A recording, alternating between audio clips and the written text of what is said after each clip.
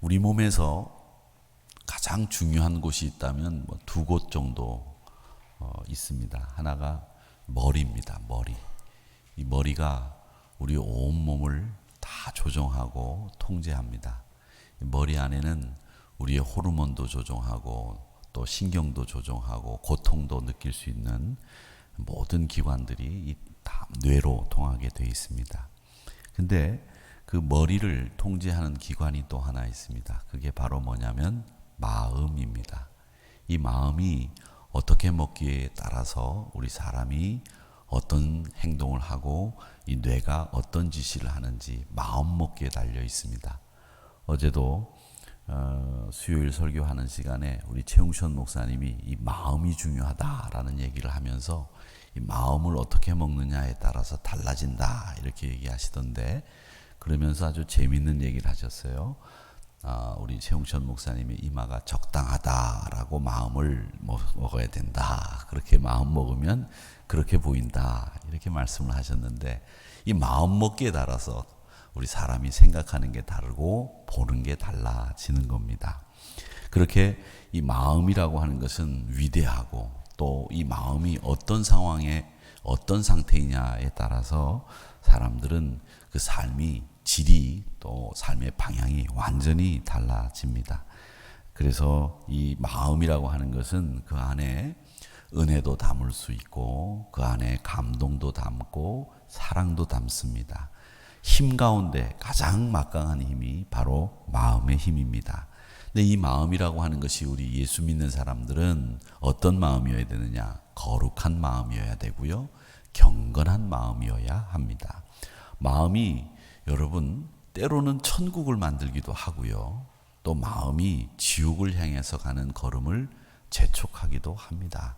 그렇기 때문에 이 마음을 어떻게 먹어야 되느냐, 이걸 여러분 잘 생각하셔야 됩니다. 지금 현대사회는 워낙 지식을 많이 강조하다 보니까 무엇이 중요한지 모르고 지식 이렇게만 얘기합니다. 그런데 위대한 설교자도 그렇고 위대한 헌신자도 그렇고 지식이 만들어내는 게 아닙니다. 위대한 마음, 사랑의 마음이 위대한 사역자를 만들고 위대한 헌신자를 만듭니다. 순교자도 머리로 만드는 게 아니고 마음으로 만들어집니다. 헌신적인 사역자도 머리로 만들어지는 게 아니라 마음으로 만들어집니다. 이처럼 위대한 신앙인은 머리로가 아니라 마음으로 만들어진다, 이렇게 보시면 됩니다. 그런데 여러분, 마음이 어디 있는 줄 아십니까? 마음이 어디 있습니까? 마음을 가리킬 때는 어디를 가리키죠? 여기를 가리키죠. 이 마음이라고 할 때는 여기를 가리킵니다. 내 마음이 너무 아파, 머리를 가리키지 않습니다. 항상 여기를 가리킵니다. 그런데 이 마음이 여기 있는지 사람들이 알아보려고 여기에 발달되어 있는 촬영 기술을 가지고 사진을 찍어도 마음이 안 나옵니다. 마음이 여기 없어요. 의사들이 해부를 해봐도 마음이라고 하는 장기가 여기 있는가 봤는데 마음이라고 하는 장기는 없고 심장밖에 없습니다. 그래서 이 마음이 도대체 어디 있는가, 그렇게 연구를 했는데 의사들이 마음이라고 하는 것은 여기에 있는 심장이나 여기에 있는 다른 어떤 장기보다도 뇌에 가깝다, 그렇게 이야기를 했습니다. 뇌가 마음의 생각을 정리하고 결정한다라는 것이죠. 그런데 우리 사람들은 마음을 얘기할 때 조금 전에 제가 설명해 드린 것처럼 요즘 마음이 아파, 이렇게 하지 않는다는 거죠. 내가 요즘에 마음이 아프고 가슴이 답답해 하면서 여기를 친다는 거죠. 도대체 왜 여기를 칠까요? 여기에 마음이라고 하는 장기도 있지도 않는데, 의사들이 해부를 해보니까 여기에 마음이라고 하는 장기도 없는데 왜 여기를 칠까, 이겁니다.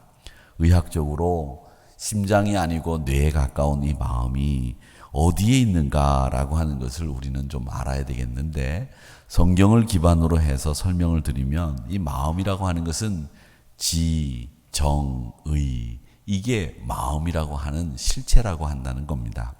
그래서 우리의 정신, 우리의 영혼, 이게 마음이다, 이렇게 봅니다.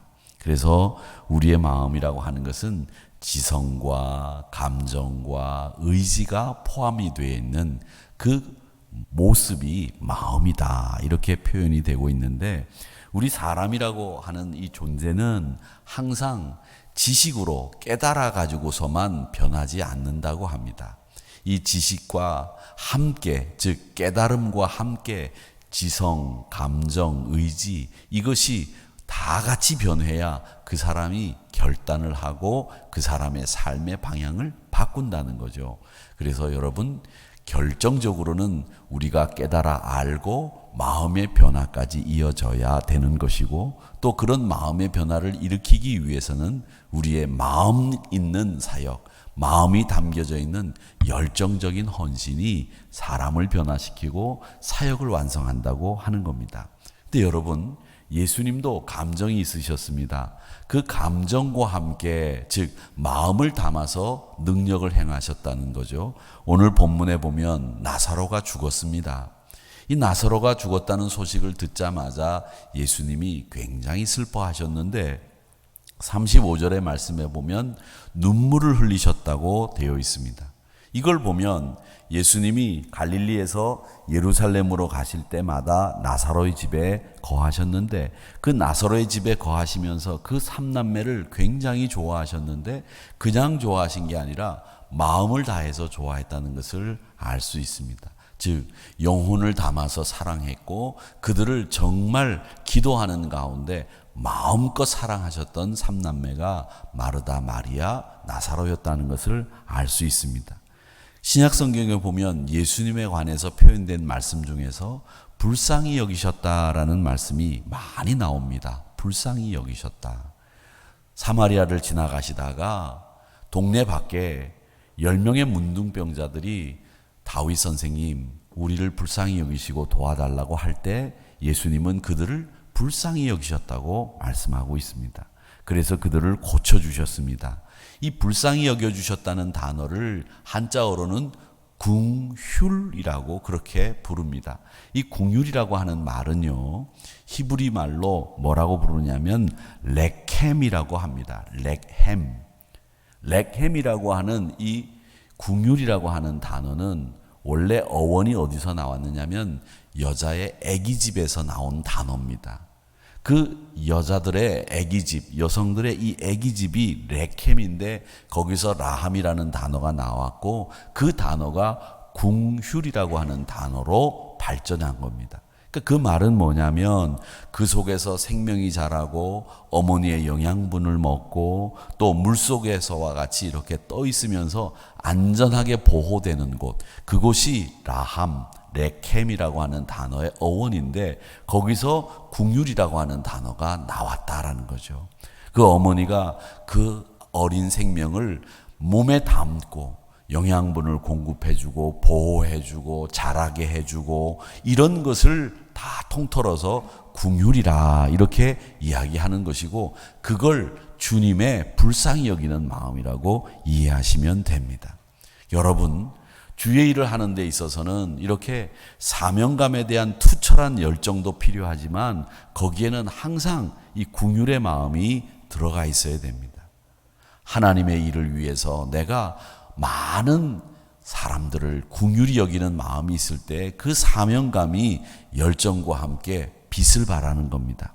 주님의 사랑이 나타나는 겁니다. 이 궁휼이 있을 때 열정이 나타나는 거예요. 오늘 이 말씀을 보면, 이 말씀이 기도의 능력이라고 하는 이엠 바운스의 책을 주 내용으로 해서 말씀을 지금 만들었다 이렇게 말씀을 드렸는데, 이 기도의 능력에 보면, 이 기도의 능력이 쓰여질 남북전쟁 당시에 가장 열정적으로 궁휼의 마음으로 말씀을 증거하던 목사들이 누구였느냐 하면 감리교 목사들이었다고 하는 겁니다. 다행인 것은 우리 성결교회도 감리교 전통을 가지고 있기 때문에 굉장히 뜨겁고 열정적이고 사랑으로 하나님의 사역을 감당하는 교단이 바로 우리 교단의 오리지널 모습이었습니다. 북을 치면서 무교동에서 예수 믿으라고, 그리고 가까운 교회 나가라고 전도를 하면서 시작된 우리 교단의 뜨거움이 이 감리교의 뜨거움과 똑같은 일맥상통하는 면이 있다는 겁니다. 여러분, 이 뜨거움이, 열정이 이 성경에도 여러 곳에 나오는데 주님이 부활하시고 난 뒤에 주님이 부활하셨는지 부활하시지 않았는지 이걸 긴가민가하고 실망해가지고 자기 고향 엠마오로 내려가던 두 제자에게 예수님이 그간 있었던 일을 쭉 설명을 해 주십니다. 그러니까 그 설명을 들은 이 두 제자의 마음이 뜨거워졌다는 것을 나중에 깨닫게 되죠. 그 뜨거워짐, 그게 바로 사명에 대한 뜨거움이고 또 영혼 사랑에 대한 뜨거움입니다. 열정입니다. 주님을 사랑하는 긍휼의 마음, 그리고 사명에 대한 헌신, 이게 합쳐진 게 열정입니다. 여러분 기억하십시오. 주의 사역을 하는 데는 열정이 필요한데 그 열정이 뭐냐? 주의 사역에 대한 헌신과 긍휼의 마음이 합쳐져야 된다는 겁니다. 주의 사역에는 이 열정이 있어야 되는데 헌신만 있어서는 안 됩니다. 열심만 있어서는 안 되고요. 성실함만 있어서는 안 됩니다. 거기에는 항상 주의 사랑에 대한 헌신, 그리고 여러분들이 뜨거운 긍휼의 마음, 불쌍히 여기는 마음이 합쳐져야 그게 열정이 되는 거예요. 그것을 통해서 주의 일을 해야 완벽하게 하나님의 사명을 완수할 수 있다는 걸 기억하시기를 바랍니다. 그리고 그럴 때 하나님이 여러분에게 능력을 공급해 주시는 겁니다. 그래서 사명에 대한 헌신, 그리고 긍휼히 여기는 긍휼의 마음, 이 레켐, 라함, 이게 합쳐져서 열정이 되고 그 열정으로 주의 일을 할 때에 하나님께서 기뻐하신다. 이걸 여러분 아셔야 됩니다. 우리가 사역을 감당하면서 주의 일을 하면서 보면 알 수 없는 힘에 사로잡히는 경우들이 있어요. 그 알 수 없는 힘, 이 힘이 부드럽기도 하고 강력하기도 하고 사람이 막을 수 없는 힘을 가진 힘입니다. 그런 힘을 가지고 있습니다. 이게 거룩한 열정이죠. 설교자에게 있어서는 말과 하나님의 계시 사이에 그 열정이 스며들어야 진리를 선포하게 되고 생명을 구원하는 능력 있는 말씀이 되는 거예요. 사역자들도 하나님의 사역에 대한 헌신과 함께 이 열정이 스며들어야 주의 일을 완벽하게 또 주님의 뜻에 부합되는 사역의 완수를 할 수 있다는 겁니다. 그렇기 때문에 여러분, 헌신과 함께 긍휼히 여기는 헌신, 이것이 우리에게 필요하다. 이걸 여러분 꼭 기억하십시오. 간절한 마음을 열정이라고 착각하시는 분들이 있는데 여러분, 이 간절한 마음을 가지고 열심을 내는 분들도 있고 또 정말 성실하게 일을 잘 감당하시는 분들도 있는데 이 열심과 열정을 구별하셔야 됩니다. 이 열심이라고 하는 것은 진지하고 뜨겁고 끈기가 있습니다. 선의를 가지고 일하게 만들고 끈기 있게 일하게 만들고 일을 열렬한 마음을 가지고 힘을 다해서 정말 최선을 다해서 하는 거, 그게 열심입니다. 그런데 주의 일에는 이 열심만 있어서는 안 된다는 거죠. 이건 인간적인 차원에서 끝나요. 이 열심은요, 목적에 몰두합니다.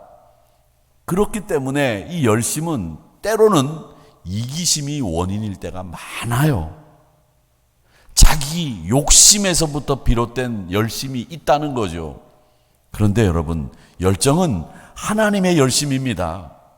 하나님의 힘을 통해서 성실하게 일을 감당할 때 그걸 열정이라고 부르는 겁니다. 그래서 이 열정은 지식에서 출발하는 게 아니고 내 욕심에서 출발하는 게 아니고 열정은 하나님이 원인이고 기도에서 출발하는 겁니다. 그게 열정이에요. 하늘에 속해 있는 거라는 거죠.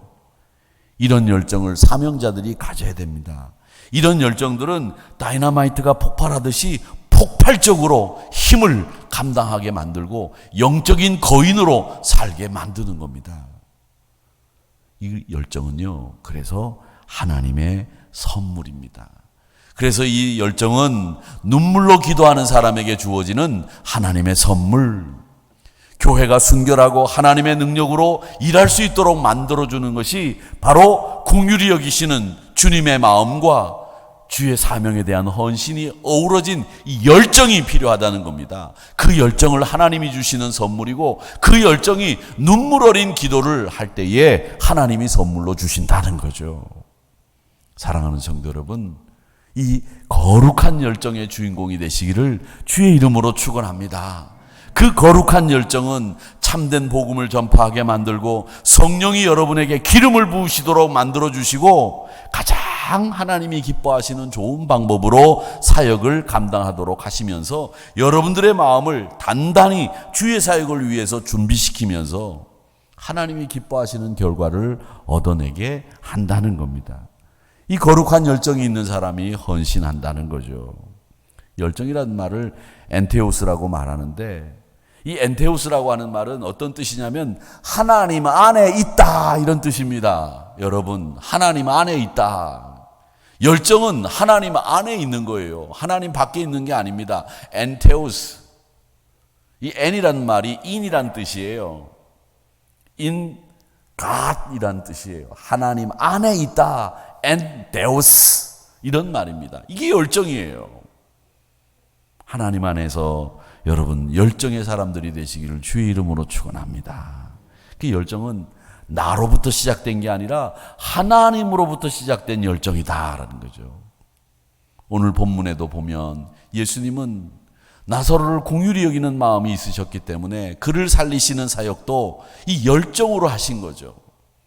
그를 긍휼히 여기는 마음으로 눈물을 흘리시면서 하나님의 일을 위해서 목숨까지도 바치시는 헌신, 이게 어우러져 있는 열정, 이걸로 나사로를 살리시는 거예요. 그 열정이 있다는 가장 강력한 표현이 눈물을 흘리셨다는 거죠. 그를 불쌍히 여기셨다는 거예요. 사랑하는 성도 여러분, 불쌍히 여기시기를 바랍니다. 우리가 서로를 불쌍히 여길 때에 불쌍해서 불쌍히 여기는 게 아니지 않습니까? 여러분, 우리가 다 얼마나 힘들고 어렵고 정말 잘 살기 위해서 애쓰고 있습니까? 그런 모습들을 불쌍히 여기십시다. 서로를 불쌍히 여기시면서 우리 하누리 교회를 불쌍히 여기시고 주의 사명을 감당하기 위해 여러분들의 열심을 낼 때에 그 열심이 열정이 되는 거예요. 그냥 성실함만은 열심이에요. 그게 여러분의 욕심에서 나올 수도 있다는 거죠. 그런데 거룩한 열정이 되려면 거기에 긍휼히 여기는 마음이 보태질 때 여러분들이 거룩한 열정의 주인공이 되는 겁니다. 거룩한 열정이 어떻게 만들어지느냐 할 때 불쌍히 여기는 마음이 헌신의 마음과 합쳐질 때 거룩한 열정이 됩니다. 이렇게 아시고 그 거룩한 열정의 주인공들이 여러분들이 되셔야 되는 거예요. 오늘 우리 주님이 그렇게 이 거룩한 열정을 가지시고 일하셨습니다. 요즘 누구나 하는 말들이 있죠. 정말 요즘 같으면 살기 힘들다. 정말 힘듭니다. 얼마나 살기 힘듭니까? 날마다 들리는 이야기는 다 내로남불 이야기만 들리죠. 요즘 우리가 제일 많이 실망하는 게 뭘까? 저는 그런 생각을 해봅니다. 다르다고 생각했던 사람들이 다 똑같구나라는 생각 때문에 요즘 우리들이 실망하고 너무 괴로운 것 같아요. 여러분, 우리 사람은 다 똑같습니다. 그러니까 결국 거기서 거기구나라는 생각을 하게 되는 것이 참 우리가 요즘 느끼는 마음인 것 같아요.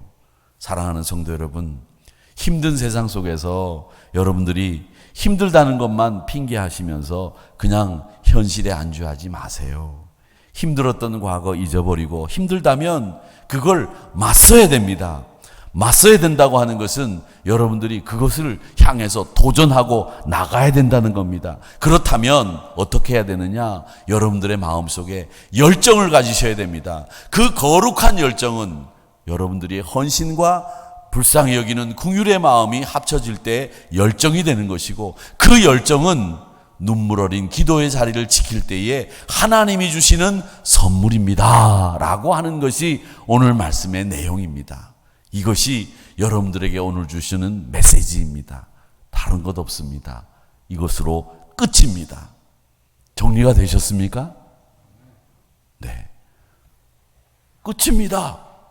다 했어요. 왜 더 할까요? 아직 잠이 덜 깨셨죠? 깨세요. 눈을 뜨세요. 정리를 다시 한번 하면 여러분의 헌신에 불쌍히 여기는 마음이 합쳐진 것이 거룩한 열정이고, 그 거룩한 열정은 하나님 앞에 눈물 흘린 기도를 통해서 얻을 수 있고 그 거룩한 열정의 주인공들이 우리여야 한다라는 겁니다. 그리고 힘들고 어려운 일들, 성도들을 사랑하는 일들을 그 열정으로 감당하는 저와 여러분이 되시기를 주님의 이름으로 축원합니다.